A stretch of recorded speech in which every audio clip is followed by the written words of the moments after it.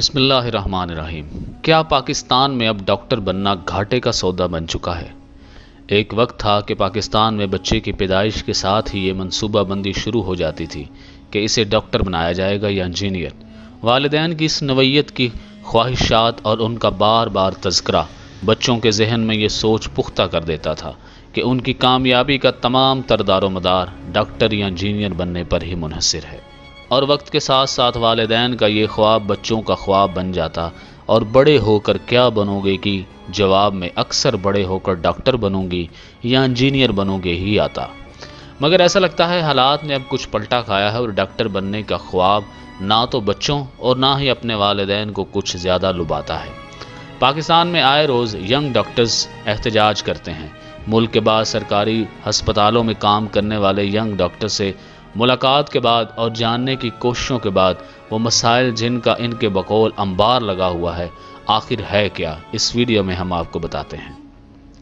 اس video میں آپ کو بتائیں گے کہ ڈاکٹر بننے پر کتنا خرچ ہوتا ہے اور ڈاکٹروں کو کیا تنخواہ ملتی ہے، اور مریض کے جان چلی جانے کے بعد ڈاکٹروں کو کیا الزامات کا سامنا کرنا پڑتا ہے، اور ڈاکٹرز کی ڈیوٹی کتنی طویل ہوتی ہے، اور آخر میں ڈاکٹر اپنی اس جاب سے خوش بھی ہو پاتے ہیں یا نہیں۔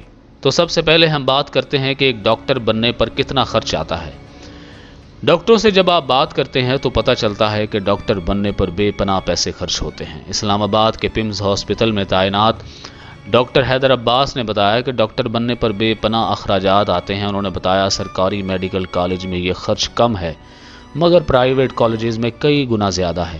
مہینے کی فیس بھی لاکھوں میں ہے اور ہر سال گزرنے کے ساتھ ساتھ یہ فیس بڑھتی جاتی ہے، کم نہیں ہوتی۔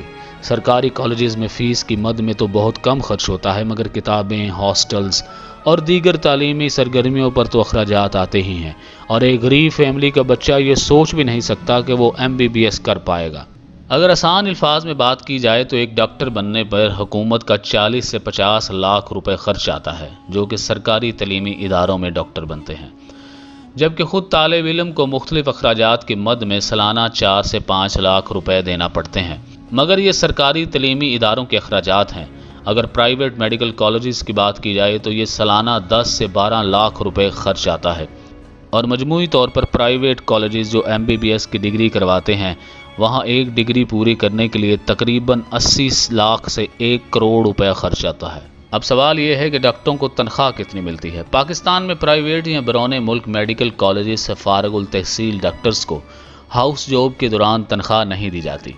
ڈاکٹر حیدر عباس کہتے ہیں کہ ابتدا میں سرکاری میڈیکل کالجز سے آنے والے ڈاکٹرز کو ہاؤس جاب میں 50,000 روپے ماہانہ تنخواہ ملتی تھی، پھر ہم نے احتجاج کیا تو یہ تنخواہ کی گئی اور اب حال ہی میں 1 لاکھ کر دی گئی ہے، لیکن ڈاکٹر عادل کے مطابق یہ تنخواہ بہت کم ہے۔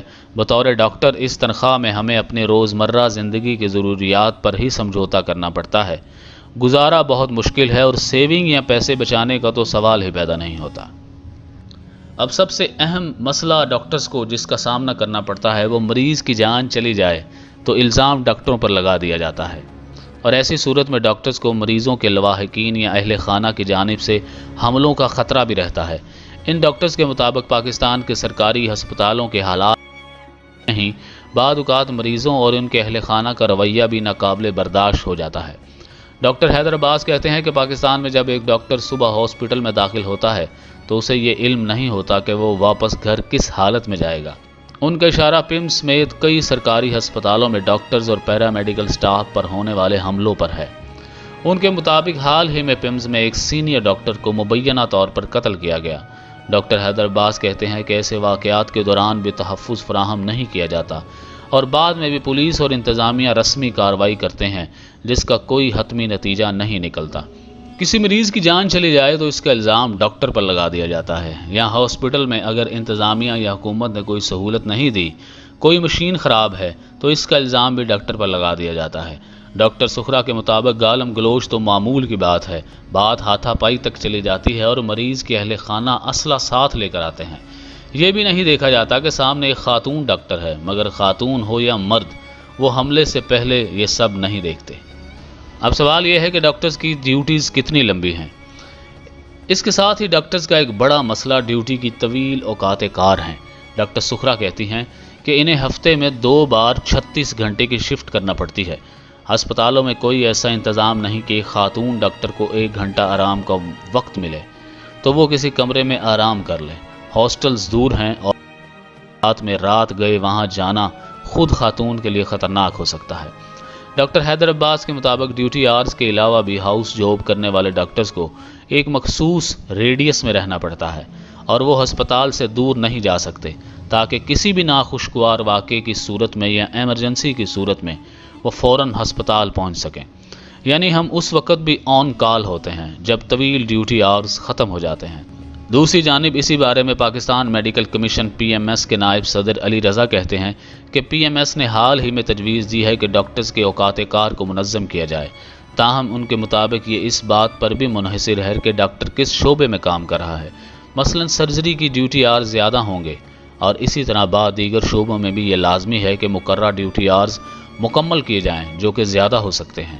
ان ڈاکٹرز کا ایک اور شکوہ یہ بھی ہے کہ پاکستان کے سرکاری اسپتالوں میں اب ڈاکٹرز اور مریضوں میں تناسب کا فرق بہت بڑھ گیا ہے۔ آبادی میں کئی گنا اضافہ ہوا ہے مگر ہسپتال نئے نہ بننے کی وجہ سے ڈاکٹرز کی تعداد میں خاطر خواہ اضافہ نہیں ہوتا۔ خیال رہے کہ سرکاری اعداد و شمار کے مطابق پاکستان میں ڈاکٹرز کی تعداد 2,22,000 جبکہ دانتوں کے ڈاکٹر 23,000 سے زیادہ ہیں۔ ملک میں کل رجسٹرڈ نرسز کی تعداد صرف 1,45,000 ہے اور پاکستان کی کل آبادی 22 کروڑ۔ عالمی معیار کے مطابق 1,000 افراد پر مشتمل آبادی کے لیے 2 ڈاکٹر، 1 دانت کا ڈاکٹر اور 8 نرسز کا ضروری ہونا ہے۔ اس فہرست کے مطابق پاکستان فی الحال کافی پیچھے ہے۔ اس بارے میں بات کرتے ہوئے PMS کے نائب صدر علی رضا کہتے ہیں کہ ڈاکٹرز کم ہونے کی وجہ سے خواتین کا تعلیم مکمل کرنے کے بعد اس پیشے کو خیر آباد کہنا بھی ہے۔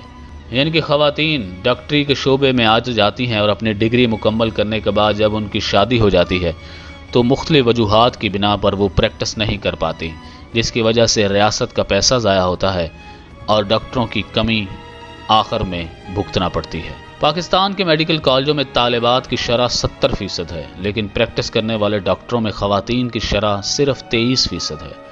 علی رضا کے مطابق اس فرق کی وجہ سماجی رویے ہیں۔ کئی عورتیں شادی کے بعد کئی وجوہات کی وجہ سے اپنے کیریئر کو خیر آباد کہہ دیتی ہیں، جبکہ ڈاکٹروں کے مطابق اس کی ایک وجہ ڈیوٹی کے سخت اوقات کار بھی ہیں۔ یہ وہ مشکلات ہیں اور حالات ہیں جن کی وجہ سے اب پاکستان میں ڈاکٹر بننا گھاٹے کا سودا بنتا جا رہا ہے۔